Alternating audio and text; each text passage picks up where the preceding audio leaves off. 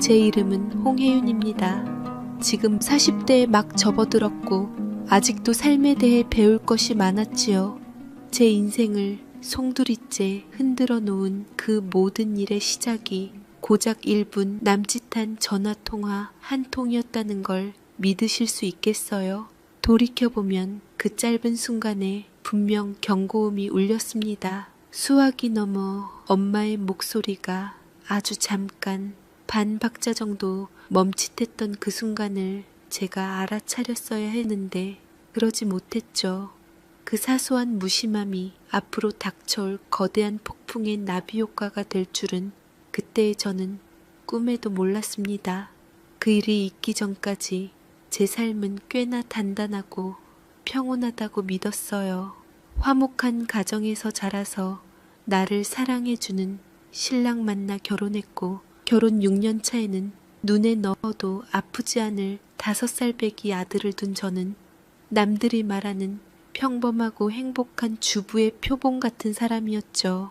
남편은 늘 성실했고 시댁은 명절에도 애 데리고 힘들게 오지 말고 너희끼리 편히 쉬어라 하실 만큼 합리적인 분들이셨어요. 특히 시어머니는 저를 딸처럼 무척이나 아껴주셨습니다. 참 감사하고 고마웠지요. 그리고 제게는 언제나 든든한 바람막이가 되어주는 친정이 있었습니다. 특히 우리 엄마는 딸인 제 일이라면 발 벗고 나서는 세상에 둘도 없는 내 편이라고 굳게 믿었습니다. 물론 자식에게 기대치도 컸고 엄하기도 했지만 늘 소녀 같고 낭만적이라서 친구처럼 엄마와 함께 너무나도 잘 지냈어요. 딸은 크면 엄마의 친구가 된다더니 저는 엄마와 너무나도 좋은 친구였기에 딸을 낳고 싶기도 했습니다. 하지만 그 모든 믿음은 그해 가을 유난히 길었던 추석 연휴를 앞두고 모래성처럼 허물어지기 시작했습니다. 모든 비극의 씨앗은 시어머님의 암 진단 소식이었어요.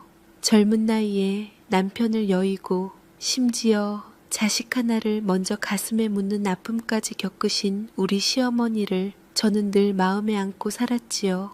제가 기억하는 어머님은 늘 식당 주방에 뜨거운 불 앞에서 땀 흘리시던 모습뿐이었어요.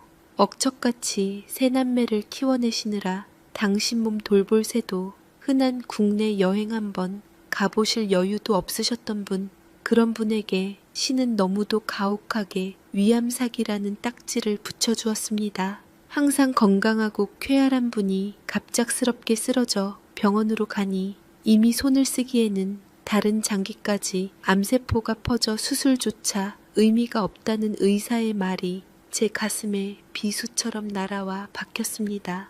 괜찮다 엄마는. 나는 이제 살 만큼 살았고 이제껏 하루하루 의미 없이 산 날이 없었어. 그래서 당장 간다 해도 나는 후회가 없는 인생을 살았다고 자부하니 이쯤 편해지는 것도 나쁘진 않을 것 같구나. 어머님, 그런 말씀 마세요. 어떻게 해서든 사셔야지요. 요새 의술이 얼마나 발전했는데 꼭 기적이 일어날 거예요. 그렇지만 시어머니 본인은 뜻밖의 고통의 원인이 밝혀지자 오히려 덤덤하니 이제 살 만큼 살았다며 가족에게 패기치지 않고 조용히 가고 싶다고 하시며 희미한 미소를 띄우셨습니다. 그나마 젊으셨을 때 보험일 하셔서 암보험을 3개씩이나 가지고 있어 자식들에게 치료비로 힘들게 하진 않겠다고 안도의 한숨을 쉬셨지요. 남편과 저는 시어머니의 암 소식을 듣고 한동안 넋을 놓고 지냈어요. 시동생 내외도 마찬가지였고요. 집안 전체에 무겁고 축축한 슬픔이 내려앉아 있던 어느 날 밤 남편이 밤새 잠을 못 이루다가 이내 붉어진 눈으로 제 손을 꼭 잡더군요. 여보, 내가 많이 생각해봤는데 어머님께 남은 시간이 얼마 없을지도 몰라. 평생 당신 자신을 위해서는 아무것도 못하고 사셨잖아. 더 늦기 전에 어머님 모시고 처음이자 마지막이 될 가족여행 한번 다녀오면 어떨까? 그래, 그러자. 당신이 어머님께 해드리고 싶은 거 다 해드려. 나는 당신 말이라면 다 따를게. 고마워 여보. 그렁그렁한 눈으로 저를 바라보는 남편의 말에 반대할 이유가 없었습니다. 오히려 그런 생각을 해준 남편이 고맙고 안쓰러웠죠. 시동생네도 이 얘기를 전하자 두 팔 벌려 찬성했습니다. 우리는 마치 중요한 작전을 짜는 사람들처럼 머리를 맞댔어요. 이번 추석 연휴에 2박 3일로 어머님이 한 번도 보신 적 없는 남해의 푸른 바다를 보여드리기로요. 어머님의 기력이 더 쇠하시기 전에 조금이라도 힘이 있으실 때 좋은 것을 보여드리고 맛있는 것을 드시게 하고 싶었습니다. 그 생각 하나만으로도 가라앉았던 마음에 작은 희망이 피어나는 듯 했어요. 허나 문제는 친정이었습니다. 같은 지역에 살아 일주일에 한두 번은 얼굴을 보는 사이였지만 우리 엄마는 유독 명절이나 기념일 같은 행사에 집착하는 분이셨어요. 심지어 저희 할머니는 추석 앞두고 얼마 전에 돌아가셨는데 추석 당일날 발인식을 했음에도 끝나고 모두 다 모아 추석 명절을 지내시고야 마셨습니다.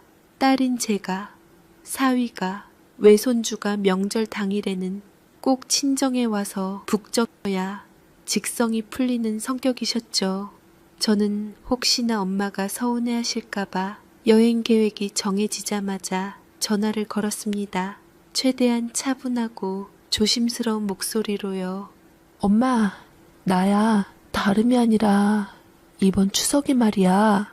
저는 시어머님의 상황부터 시작해서 왜 우리가 이번 추석에 여행을 가야만 하는지 차근차근 설명했습니다. 수화기 너머로 엄마는 아무 말 없이 듣고만 계셨어요. 제 설명이 끝나고 아주 잠깐 정적이 흘렀습니다. 지금 생각하면 바로 그 순간이었어요. 엄마의 목소리가 잠시 굳어지는 듯한 그 짧디 짧은 순간이요. 다행스럽게도 이내 엄마는 아무렇지 않다는 듯 평소의 목소리로 대답하셨습니다.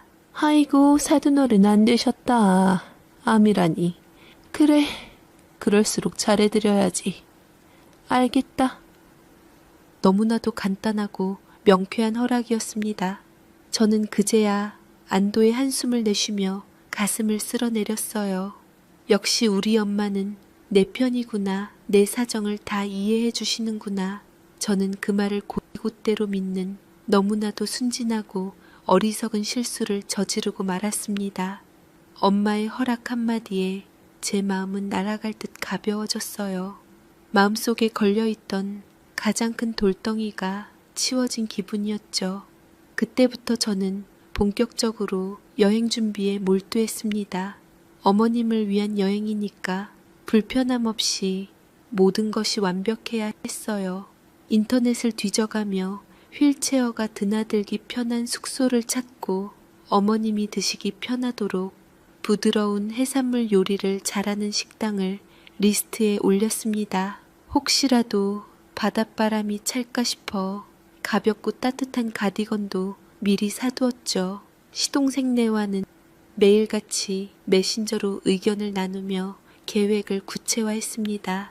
형님, 어머님 이 색깔 좋아하실까요? 참, 그 펜션뷰가 정말 좋대요. 비싸도 좋은 데로 잡아요. 그런 대화를 나누는 동안은 잠시나마 어머님이 아프시다는 사실도 우리에게 남은 시간이 얼마 없다는 현실도 잊을 수 있었습니다. 그저 어머님의 기뻐하실 얼굴을 떠올리며 설레는 마음뿐이었죠. 그런데 이상한 점은 그때부터 조금씩 나타나기 시작했어요. 평소 같으면 하루에도 몇 번씩 밥은 먹었냐, 손주는 뭐 하냐, 전화를 하시던 엄마의 연락이 뜸해졌습니다. 제가 먼저 전화를 걸면 받지 않는 경우도 잦아졌고 겨우 통화가 되어도 목소리에 힘이 없으셨어요. 엄마, 무슨 일 있어? 목소리가 왜 그래? 아니야, 그냥 좀 피곤해서. 그때마다 엄마는 피곤하다는 말로 대화를 짧게 끊으셨습니다.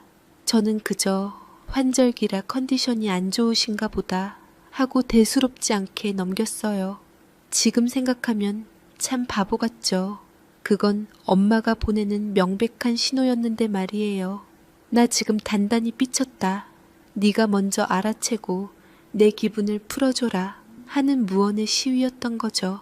하지만 당시에 저는 온 신경이 시어머님과 여행 준비에 쏠려 있었기 때문에 엄마의 그런 미묘한 감정 변화를 알아챌 여유가 없었습니다. 아니, 어쩌면 애써 외면했는지도 모르겠습니다. 그 찜찜한 기분을 마주하고 싶지 않아서요. 추석을 딱 일주일 앞둔 주말이었습니다.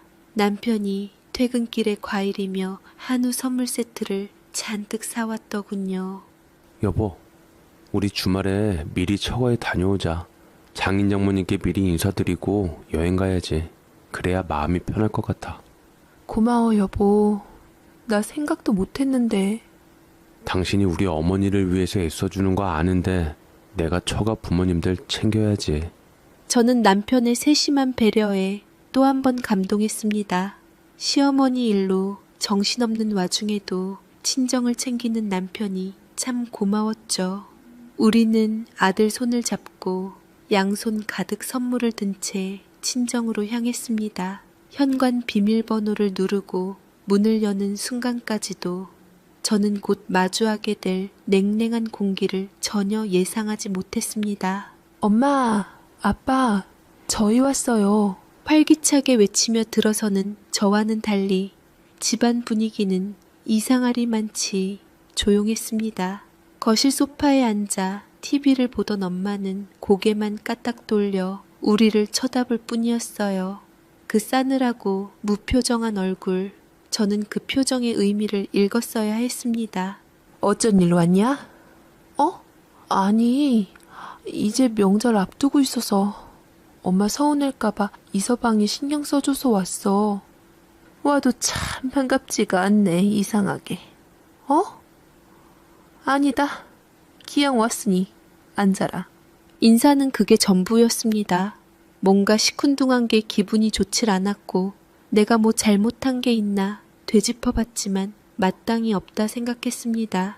그래도 아빠와 남동생이 자리에서 일어나 우리를 반갑게 맞아주니 마음이 좀 한결 나아졌지만 저는 계속 엄마 눈치를 보게 되더라고요. 아이고, 우리 사위 왔나? 바쁠 텐데 어떻게 왔어? 누나, 매영, 우리 조카님도 오셨네. 많이 컸다, 우리 현우. 두 사람의 환대와 엄마의 침묵이 만들어내는 기묘한 부조화 속에서 저는 어색하게 웃으며 선물을 내려놓았습니다. 엄마, 이거 엄마 좋아하는 샤인머스켓인데 아무데나 둬라. 그리고 나 요새 혈당 조절하느라 샤인머스켓 안 먹는다.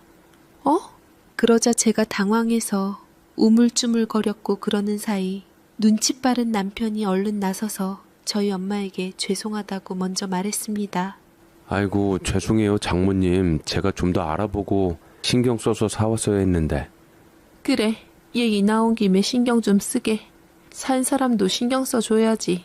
엄마는 TV에서 눈을 떼지 않은 채 퉁명스럽게 대답했고 그 대답에 넉살 좋은 남편의 얼굴이 굳어졌습니다.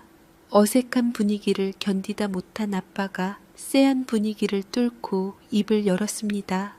자, 다들 앉아. 음식 다 된 것 같은데 배고플 텐데 저녁 먹어야지.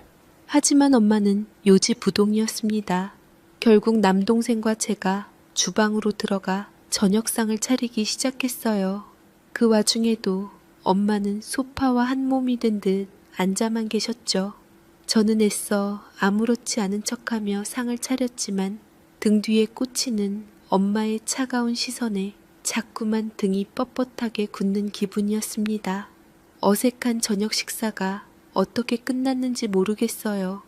밥이 입으로 들어가는지 코로 들어가는지 모를 정도로 체할 것 같은 시간이었죠.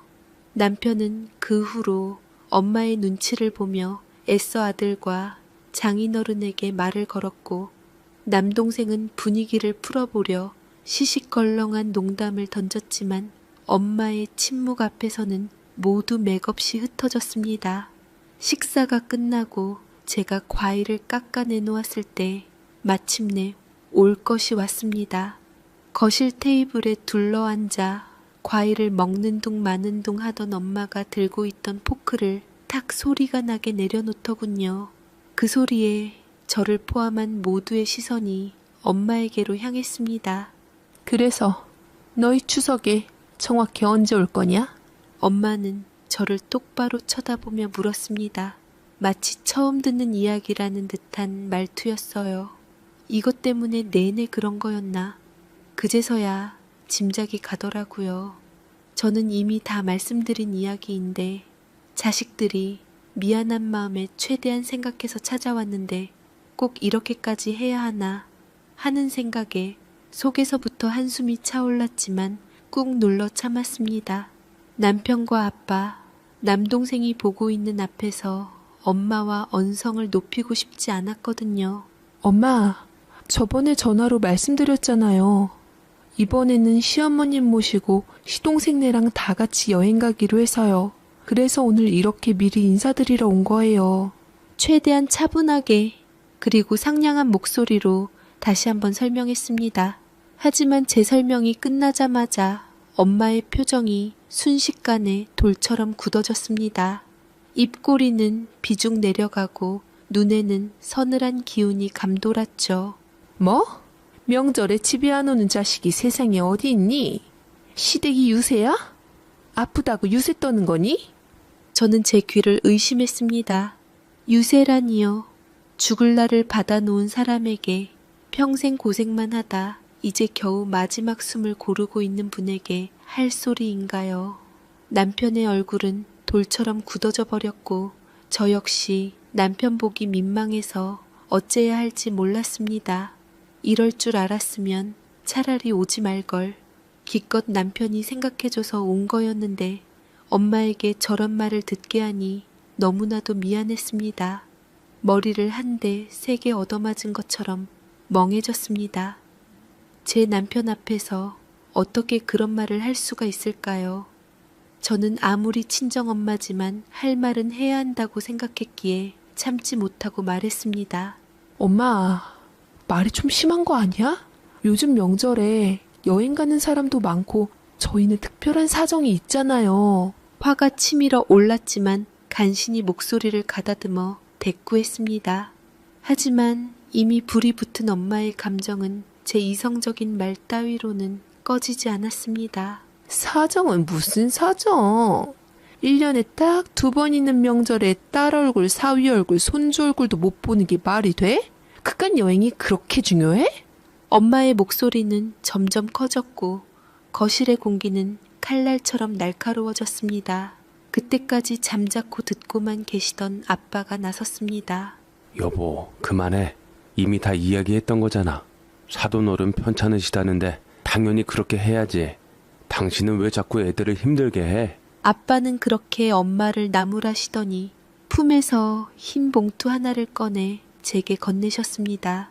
이거 가져가서 시어머님 따뜻한 옷 한 벌 해드리고 가서 맛있는 거라도 사드려라. 아비로서 마음이 영 안 좋구나. 아빠의 따뜻한 말과 봉투에 울컥 눈물이 쏟아질 것 같았습니다. 역시 우리 아빠는 내 마음을 알아주시는구나. 감사한 마음에 봉투를 받으려고 손을 뻗는 바로 그 순간이었습니다.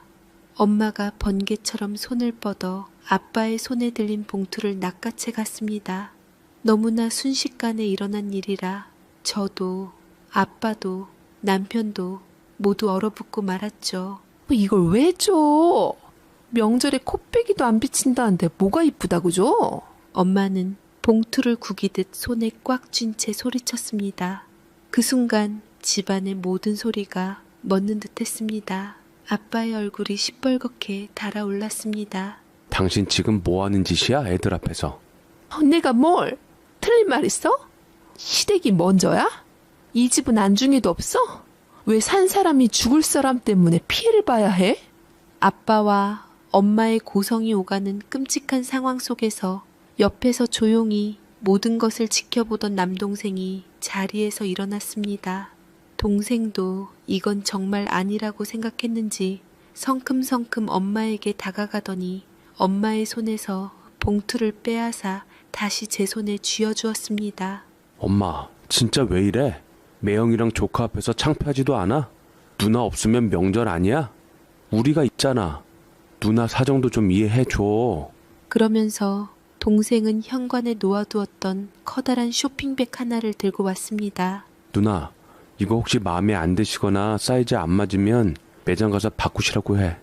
이번 여행 간다 해서 내가 고른 거야. 쇼핑백 안에는 가볍고 예쁜 브랜드 운동화 3켤레가 들어있었습니다. 우리 부부 것 그리고 시어머니 것까지. 동생의 사려 깊은 마음에 핑 돌던 눈물이 기어이 뺨을 타고 흘러내렸습니다. 하지만 엄마는 그 모습마저 마음에 안 드셨나 봅니다. 아우, 짜증나 진짜. 넌 엄마 건 챙기지도 않아? 네 장모도 아니고 생전 얼굴 한번 볼까 말까한 네 누나 시자를 왜 챙기냐? 엄마 아버지 건 내가 저번 주에 사다 줬잖아. 내친 김에 누나 매운 거랑 사돈 거 하나 챙긴 게 뭐가 그렇게 섭섭한데. 뭐야, 너 왜 말을 그렇게 해? 누가 섭섭하대? 아유, 기가 막혀. 이래서 자식 키워봤자 소용없다니까. 딸년이고 아들놈이고 둘 다 필요 없어. 엄마는 그 한마디를 내뱉고는 안방으로 들어가 문을 쾅 닫아버렸습니다. 동생은 어이없다는 듯 아버지한테 엄마 대체 왜 저러시냐고 말을 했고 아버지도 한숨만 쉴 뿐이었습니다. 아무리 엄마가 소녀 감성이신 분이고 행사를 잘 챙기는 성격이라도 이건 이해하기가 어려웠습니다. 더 이상 친정집에 머물고 싶지 않았습니다. 아니, 머물 수가 없었죠. 우리는 차마 저녁상을 물리지도 못하고 그대로 집을 나섰습니다. 차에 오르자마자 저는 참았던 울음을 터뜨렸습니다. 분노와 서러움, 그리고 이 모든 꼴을 보게 한 남편에 대한 미안함이 뒤섞여 심장이 터질 것 같았습니다. 남편은 아무 말 없이 제 어깨를 감싸 안고 토닥여 주었습니다. 그 다정함이 저를 더 비참하게 만들었습니다. 집으로 돌아오는 내내 차 안은 숨막히는 침묵으로 가득했습니다. 저는 창밖만 멍하니 바라보며 눈물을 삼켰고 남편은 아무 말 없이 운전만 했죠. 뒷좌석 카시트에 잠든 아들의 고른 숨소리만이 우리가 같은 공간에 있다는 걸 알려줄 뿐이었습니다. 집에 도착해서 아이를 눕히고 엉망이 된 얼굴로 거실에 앉아 있는데 남편이 따뜻한 차 한 잔을 건네더군요. 여보, 너무 마음 쓰지 마. 나는 괜찮아. 장모님도 그냥 서운해서 그러셨을 거야. 남편의 위로에 저는 고개를 들 수가 없었습니다. 서운해서요? 물론 서운하실 수 있죠. 하지만 그 감정 하나로 죽어가는 사돈에게 유세 떤다는 말을 하고 사위 앞에서 그런 추한 모습을 보일 수 있는 걸까요? 저는 남편에게 너무 미안해서 미안해, 정말 미안해 라는 말만 되풀이했습니다. 남편은 괜찮다며 제 등을 쓸어주었지만 저는 그날 밤 제 남편의 얼굴에 스쳐 지나갔던 굳은 표정을 잊을 수가 없었습니다. 그렇게 폭풍 같은 저녁이 지나고 저는 지친 몸을 이끌고 겨우 잠이 들었습니다. 그런데 그 평화는 오래가지 않았습니다. 자정을 간 넘긴 시간, 머리맡에 둔 휴대폰이 미친 듯이 울리기 시작했습니다. 화면에 떠있는 엄마라는 두 글자를 보는 순간 심장이 쿵 내려앉는 기분이었습니다. 받기 싫었습니다. 또 무슨 말을 들을지 두려웠어요. 하지만 벨소리는 집요하게 울렸고 혹시나 무슨 일이 생긴 건 아닐까 하는 불안감에 떨리는 손으로 통화 버튼을 눌렀습니다. 보세요? 수화기 너머로 들려온 것은 예상했던 엄마의 날카로운 목소리가 아니었습니다. 흐느끼는 울음소리였죠. 자식들 키워봤자 다 소용없어. 어떻게 나한테 이럴 수가 있어? 저는 지끈거리는 머리를 부여잡았습니다. 또 시작이구나. 엄마는 늘 이런 식이었습니다. 본인의 뜻대로 되지 않으면 이렇게 눈물과 서러움을 무기처럼 꺼내들어 상대방을 죄인으로 만들곤 했죠. 어릴 때부터 저는 엄마의 이 눈물에 약했습니다. 엄마가 울면 세상이 무너지는 것 같았고 모든 게 제 탓인 것만 같아 결국엔 엄마가 원하는 대로 해주고 말았죠. 하지만 오늘은 달랐습니다. 엄마, 뭐가 또 문제야? 제 목소리는 저도 모르게 차갑게 나갔습니다. 제 싸늘한 반응에 엄마는 잠시 울음을 그치는 듯 하더니 이내 더 큰 소리로 울기 시작했습니다. 내 새끼들이 나한테 한 짓이 기막히기도 하고 너무 서운해서 잠이 안 와. 너희 시어머니만 불쌍하고 이 엄마는 안 불쌍해? 나도 너희랑 여행 가고 싶단 말이야. 명절에 다 같이 북적북적하게 보내고 싶단 말이야. 기가 막혀서 말이 나오지 않았습니다. 여행이요? 우리 가족 작년에 엄마 환갑이라고 그렇게 노래를 부르시던 하와이 여행을 거금 들여 다녀오지 않았던가요? 아빠 덕에 평생 부족한 것 없이 하고 싶은 것, 먹고 싶은 것 다 하고 사신 분이 아니던가요? 그동안 엄마의 투정과 어리광을 딸이라는 이유로 사랑이라는 이름으로 꾹꾹 눌러 담아왔던 무언가가 제 안에서 폭발하고 말았습니다.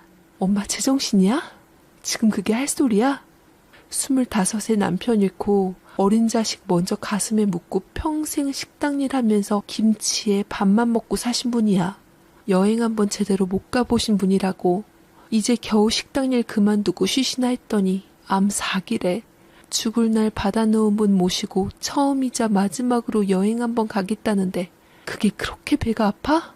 엄마 서운한 거랑 시어머니 목숨이랑 같아? 저도 모르게 고함을 치고 있었습니다. 옆에서 자던 남편이 뒤척이는 소리가 들렸지만 멈출 수가 없었습니다. 제 고함에 엄마는 잠시 말을 잃는 듯 했습니다. 하지만 그것도 잠시 이내 더 큰 울부짖음이 수화기를 뚫고 나왔습니다. 그래서 이 엄마는 서러우면 안 돼? 이래서 딸 자식은 시집가면 끝이라는 거야. 다 소용없어. 이제 너랑 말 안 해. 더 이상 대화를 이어갈 의미가 없었습니다. 저 역시 너무 화가 나서 진짜 짜증나 소리치며 전화를 끊어버렸습니다. 심장이 미친 듯이 뛰고 손이 부들부들 떨렸습니다. 잠시 후 남동생에게서 짧은 문자가 왔습니다. 누나, 자? 엄마가 나한테도 난리치다가 아빠한테 엄청 혼났어. 신경 쓰지 말고 그냥 자라고. 동생의 문자에 조금은 위안이 되었지만 이미 제 마음은 갈기갈기 찢어진 후였습니다. 엄마는 왜 모를까요? 당신이 나를 사랑한다는 이유로 휘두르는 그 이기적인 감정의 칼날이 나를 얼마나 아프게 베어내고 있는지 저는 그날 밤 뜬 눈으로 밤을 새웠습니다. 뜬 눈으로 밤을 새운 다음 날 아침은 지옥 같았습니다. 머리는 깨질 듯이 아팠고 눈은 퉁퉁 부어 제대로 떠지지도 않았죠. 억지로 몸을 일으켜 아들의 아침밥을 차리고 남편 출근 준비를 도왔지만 제 몸은 제 것이 아닌 것처럼 삐걱거렸습니다. 남편은 출근하기 전 제 어깨를 한번 꼭 감싸주며 말했습니다. 오늘 하루는 아무 생각하지 말고 푹 쉬어. 여행 준비도 내가 알아서 할게. 그 다정한 말이 오히려 제 마음을 더 무겁게 짓눌렀습니다. 이 모든 갈등의 중심에 제가 있다는 사실이, 그리고 제 가족이라는 이유로 아무 잘못 없는 남편까지 이 불편한 상황에 끌어들였다는 죄책감이 저를 괴롭혔죠. 그날 하루 저는 일부러 휴대폰을 멀리했습니다. 엄마에게서 또 전화가 올까봐 두려웠거든요. 아이를 어린이집에 보내고 돌아와 소파에 무기력하게 누워 있는데 문득 이런 생각이 들었습니다. 내가 뭘 그렇게 잘못한 걸까? 시한부 선고를 받은 시어머니의 마지막 소원을 들어드리고 싶었던 게, 명절 한번 친정에 가지 못하는 게 엄마에게 그런 비난을 들을 만큼 큰 죄였을까요? 아무리 생각해도 저는 답을 찾을 수가 없었습니다. 그저 딸의 행복보다는 자신의 서운함이 더 중요한 엄마의 이기심에 대한 깊은 환멸과 배신감만이 파도처럼 밀려올 뿐이었습니다. 오후 내내 저는 멍하니 시간을 보냈습니다. 저녁이 가까워지고 아이를 데리러 갈 시간이 되자 억지로 몸을 일으켜 씻고 옷을 갈아입었습니다.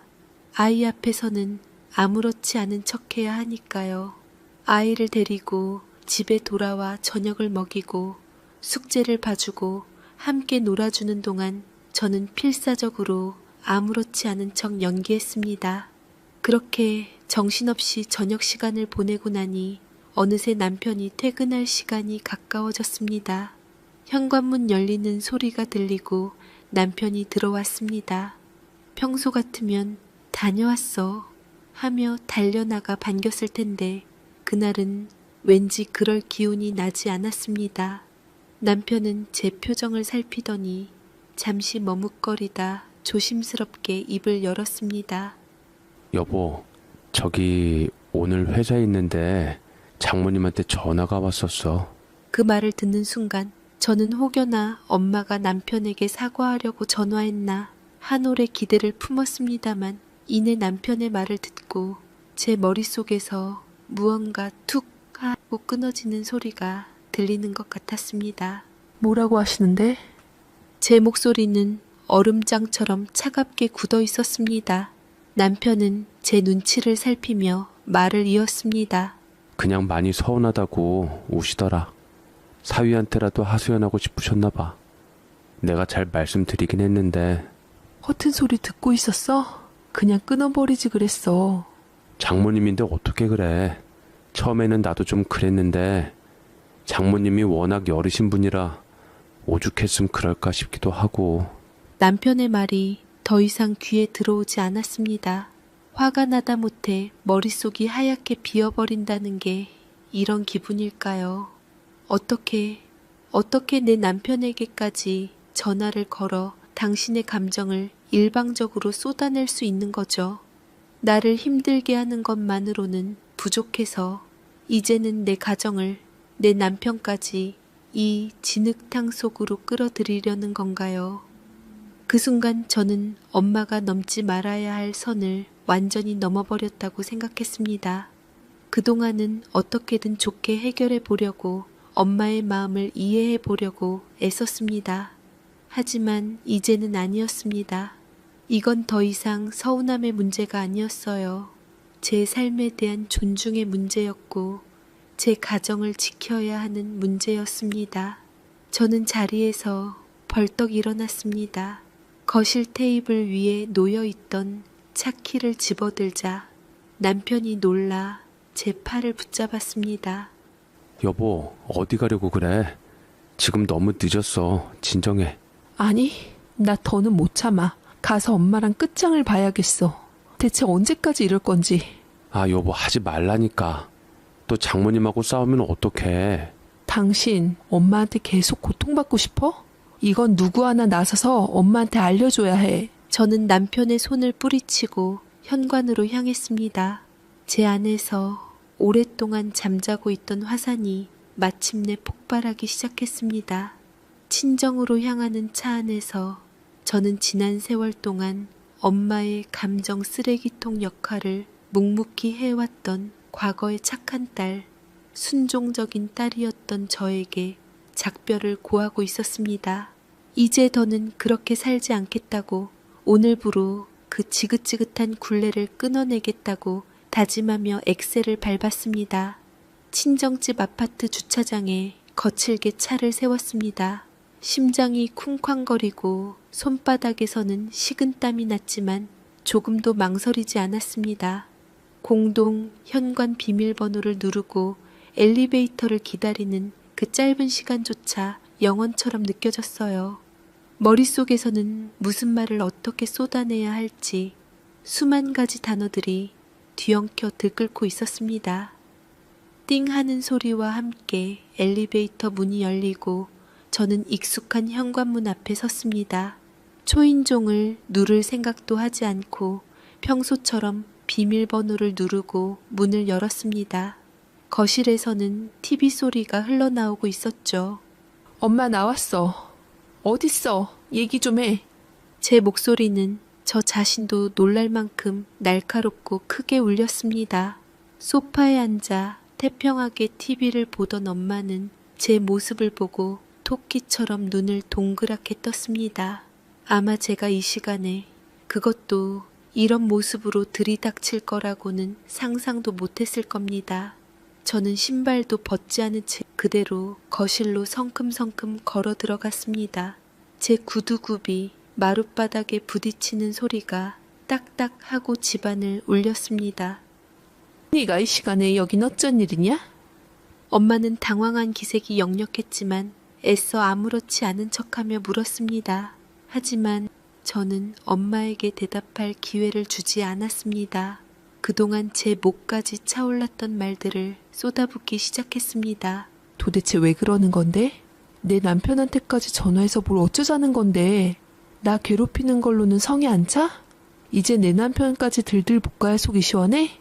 엄마 때문에 우리 시어머니 마지막 여행까지 망치게 생겼어. 어떻게 사람이 그렇게 이적이고 못됐어? 엄마 서운한 게 그렇게 중요해? 죽어가는 사람 앞에서 그깟 서운함이 뭐 그리 대수냐고. 제 목소리는 분노로 부들부들 떨리고 있었습니다.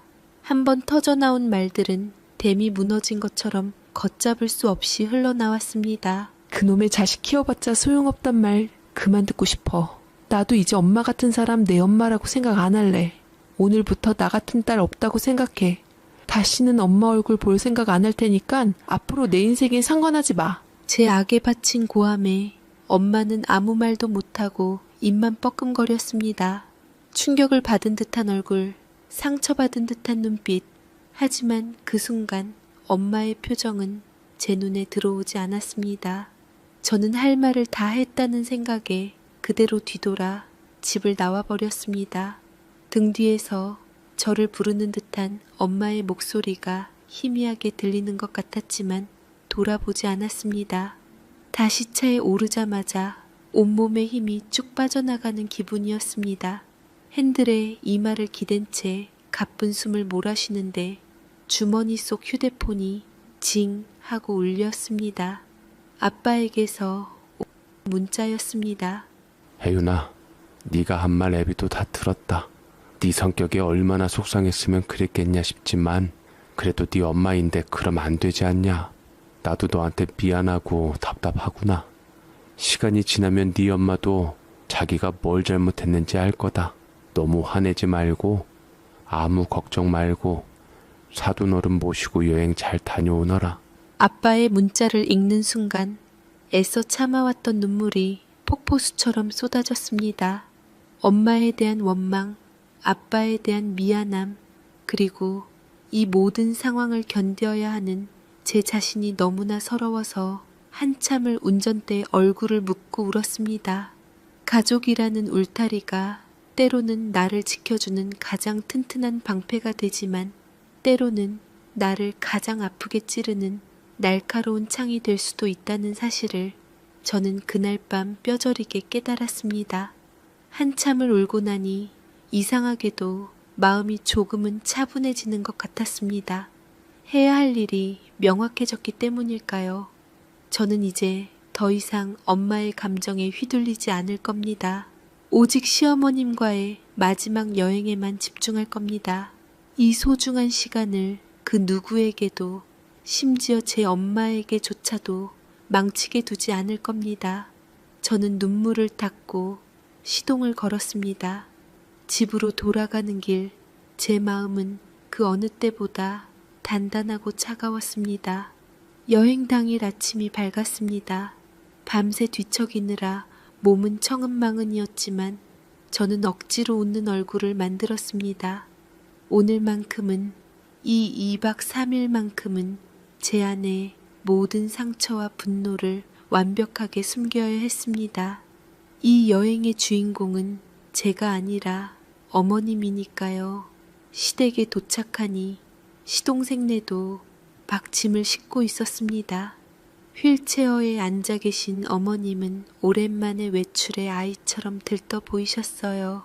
평소 입으시던 어두운 색옷 대신 제가 며칠 전 사다 드린 화사한 꽃무늬 블라우스를 입고 계셨죠. 아가, 나 오늘 좀 괜찮아 보이냐? 웃으시는 어머님의 모습에 마음 한구석이 찡하게 울렸습니다. 저는 어머님 무릎에 따뜻한 담요를 덮어드리며 활짝 웃었습니다. 어머님 너무 고우세요. 오늘 바다에서 제일 예쁘시겠어요. 남해로 가는 길은 생각보다 멀었지만 누구 하나 지루해하는 사람이 없었습니다. 어머님은 생전 처음 보는 고속도로 풍경과 차창 밖으로 스쳐 지나가는 가을 들녘에서 한시도 눈을 떼지 못하셨어요. 얘야, 저게 다 감나무냐? 세상에 감이 저렇게 주렁주렁 열리는구나. 어머나, 저 산은 꼭 단풍으로 불이 붙은 것 같네. 네 어머님, 가을 풍경이 너무 예쁘죠? 저랑 같이 눈에 많이 담아요. 시어머니는 주름진 손으로 제 손을 잡으며 빙그레 웃으셨습니다. 평생을 좁은 식당 주방과 집만 오가며 흙먼지 속에서 사셨던 어머님께 세상의 모든 풍경은 경이로움 그 자체였습니다. 그런 어머님의 감탄사를 들으며 남편과 시동생 내외는 마치 어린 시절로 돌아간 듯 앞다투어 창밖 풍경을 설명해 드렸습니다. 그 모습을 보고 있으니 엄마와의 일이 까마득한 예처럼 느껴지기도 했습니다. 그래, 지금 이 순간이 중요한 거야. 저는 애써 무거운 마음을 떨쳐내고 차창밖 풍경에 집중하려 노력했습니다. 몇 시간을 달려 도착한 남해의 펜션은 그림처럼 아름다웠습니다. 거실 통유리창 너머로 은빛으로 반짝이는 바다가 한눈에 들어왔죠. 휠체어를 밀고 테라스로 나가자 짭조름한 바다 내음이 실린 바람이 부드럽게 얼굴을 감쌌습니다. 아이고 좋다. 정말 좋다.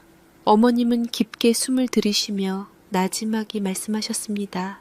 그 한마디에 그동안의 모든 마음고생이 눈 녹듯 사라지는 기분이었습니다. 이 풍경을 보여드리기 위해, 이 한마디를 듣기 위해 그 모든 일을 견뎌냈구나 싶었죠. 우리는 펜션에 짐을 풀고 근처 횟집으로 가 조금 이른 저녁을 먹었습니다.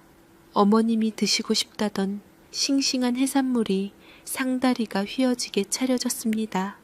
어머님은 평소 입맛이 없어 거의 식사를 못 하셨는데 그날은 놀랄 만큼 잘 드셨습니다.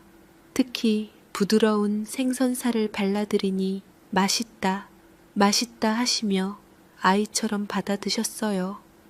그 모습을 보는 것만으로도 배가 불렀습니다. 그날 밤 모두가 잠든 시간, 저는 잠이 오지 않아 거실 소파에 앉아 창밖의 밤바다를 보고 있었습니다. 그때 어머님이 휠체어를 밀고 조용히 제 곁으로 오셨습니다. 혜윤아, 안 자고 있었구나. 네 어머님, 잠이 안 와서요. 어머님은요? 나도 잠이 안 와서 이렇게 좋은 구경을 하는데 잠이 오면 쓰나? 어머님은 제 옆에 나란히 앉아 한참 동안 말없이 바다를 바라보셨습니다. 그러다 제 손을 꼭 잡으시더군요. 앙상하게 마른 주름진 손이었습니다. 혜윤아, 고맙다. 정말 고맙다. 너 아니었음 내가 죽기 전에 이런 호강을 어찌 해봤겠니? 이제 정말 여한이 없다. 내가 며느리 하나는 정말 잘 들였지. 다 내 복이다. 어머님의 주름진 손등 위로 제 눈물이 뚝뚝 떨어졌습니다. 참으려고 했는데 저도 도저히 감정을 참을 수가 없어서 눈물을 같이 떨어뜨렸습니다. 이 소중하고 애틋한 시간을 하마터면 망칠 뻔했던 엄마에 대한 원망이 다시금 떠올랐습니다. 어머님은 우는 제 등을 말없이 토닥여 주셨습니다. 그 따뜻한 손길에 저는 더 서럽게 울었습니다. 아직 이렇게 젊으신데 따뜻하시고 고우신 우리 어머님이 왜 하필 먼저 세상을 떠나야 하는지 마음이 쓰라렸습니다. 그래도 이번 여행을 하면서 너무나도 좋아하시고 웃으신 얼굴 봐서 마음이 한결 편해졌고 세상에서 가장 아름답고 동시에 가장 슬픈 여행의 밤이 그렇게 깊어가고 있었습니다. 제가 남해의 밤바다를 보며 어머님과 눈물의 대화를 나누고 있던 바로 그 시간, 제가 떠나온 친정에서는 또 다른 폭풍이 몰아치고 있었다는 사실을 저는 까맣게 모르고 있었습니다. 제가 집을 뛰쳐나간 후 집안은 그야말로 얼음장 같은 분위기였다고 합니다. 아빠는 제게 문자를 보낸 뒤로 엄마와 말 한마디 섞지 않으셨고 남동생 역시 자기 방에 틀어박혀 나올 생각을 안 했다고 해요. 텅 빈 거실에 홀로 남겨진 엄마는 아마 처음으로 자신이 고립되었다는 사실을 깨달았을 겁니다. 사건의 발단은 남동생이었습니다. 답답한 마음에 누군가에게라도 하소연하고 싶었던 동생은 결국 엄마의 친언니인 이모에게 전화를 걸었습니다. 제 남동생은 어릴 때부터 유독 이모를 잘 따랐거든요. 이모는 연세가 좀 있으셔서 어렸을 적 터울 많은 엄마를 키우다시피 한 분이셨어요. 그래서 막무가내인 엄마도 이모 앞에서는 순한 양이 되고는 했고 다른 형제에 비해서 유독 이모와는 남다른 존재였지요.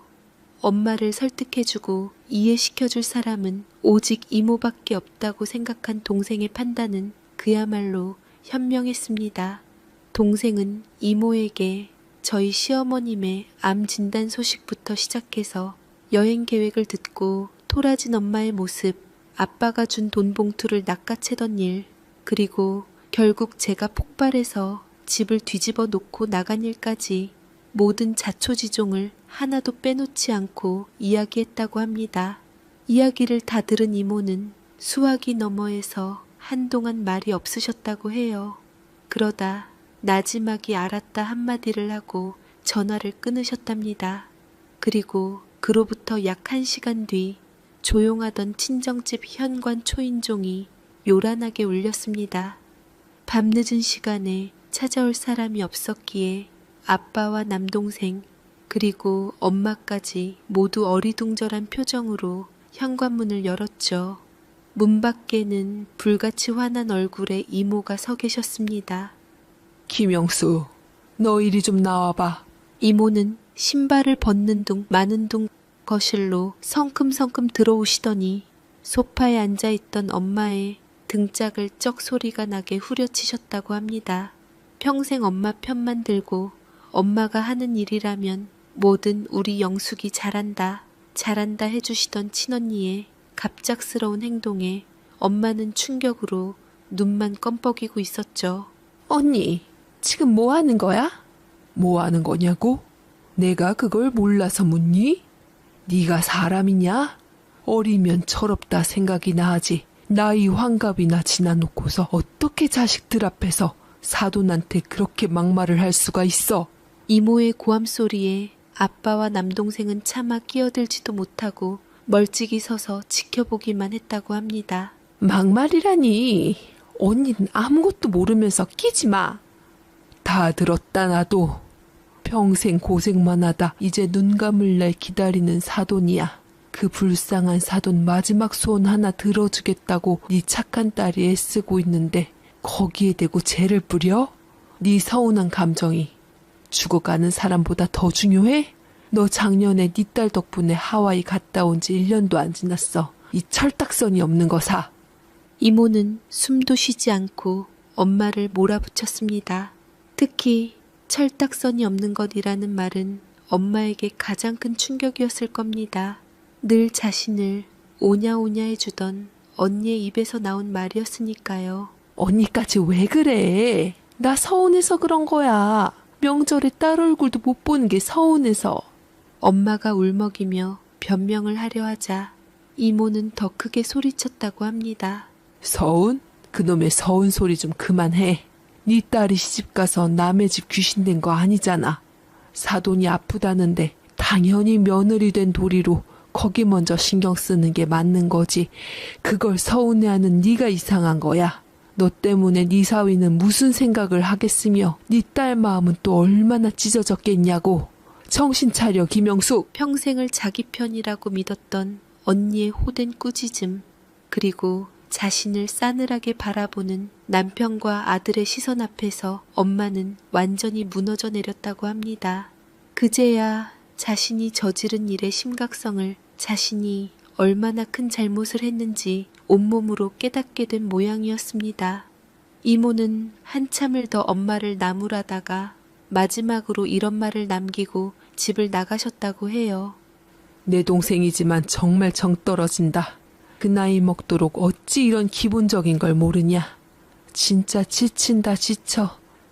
당분간 우리 연락하지 말자. 네가 뭘 잘못했는지 반성 좀 해. 이모가 떠난 후 집안에는 무거운 침묵만이 흘렀습니다. 엄마는 소파에 주저앉아 소리도 내지 못하고 눈물만 뚝뚝 흘렸다고 합니다. 그날 밤 엄마는 아마 태어나서 가장 길고 외로운 밤을 보냈을 겁니다. 꿈 같았던 2박 3일의 여행은 순식간에 지나갔습니다. 돌아오는 차 안에서 어머님은 피곤하신지 내내 주무셨지만 입가에는 희미한 미소가 걸려 있었어요. 그 미소 하나만으로도 이번 여행은 충분히 가치가 있었습니다. 집에 도착해 어머님을 편히 눕혀드리고 짐을 정리하고 나니 온몸에 힘이 쭉 빠졌습니다. 그제야 친정에서 있었던 일이 다시 떠올랐지만 이상하게도 처음처럼 마음이 들끓지는 않았습니다. 어머님과의 소중한 시간을 지켜냈다는 안도감 때문이었을까요? 다음 날 오후였습니다. 아이를 데리고 막 집에 들어왔는데 초인종이 울렸습니다. 배달시킨 물건이 온 건가 싶어 무심코 현관문을 열었는데 문 밖에는 뜻밖의 인물이 서 있었습니다. 바로 엄마였습니다. 며칠 사이에 얼굴이 반쪽이 된 엄마는 제 얼굴을 제대로 쳐다보지도 못하고 고개를 푹 숙인 채 서 있었습니다. 양손에는 크고 작은 반찬통들이 잔뜩 들려 있었죠. 엄마와 저 사이에는 어색하고 무거운 침묵이 흘렀습니다. 먼저 입을 연 것은 엄마였습니다. 내가 많이 미안하다 혜윤아. 모기만한 목소리였습니다. 평소에 당당하고 목소리 큰 엄마의 모습은 어디에도 없었죠. 네 이모한테 혼나고 네 아빠랑 동생한테 얘기 듣고 곰곰이 생각해보니 내가 정말 내 생각밖에 못한 것 같더구나. 이서방도 마음이 많이 상했을 텐데 사돈 어른께 그리고 너한테 정말 미안하다. 엄마는 고개를 숙인 채 띄엄띄엄 말을 이었습니다. 저는 아무 말 없이 엄마를 쳐다보기만 했습니다. 솔직히 말해 마음이 쉽게 풀리지 않았습니다. 그동안 제가 받았던 상처와 남편이 겪었을 무안함이 그렇게 쉽게 잊힐 리가 없었죠. 제 침묵이 길어지자 엄마는 천천히 고개를 들었습니다.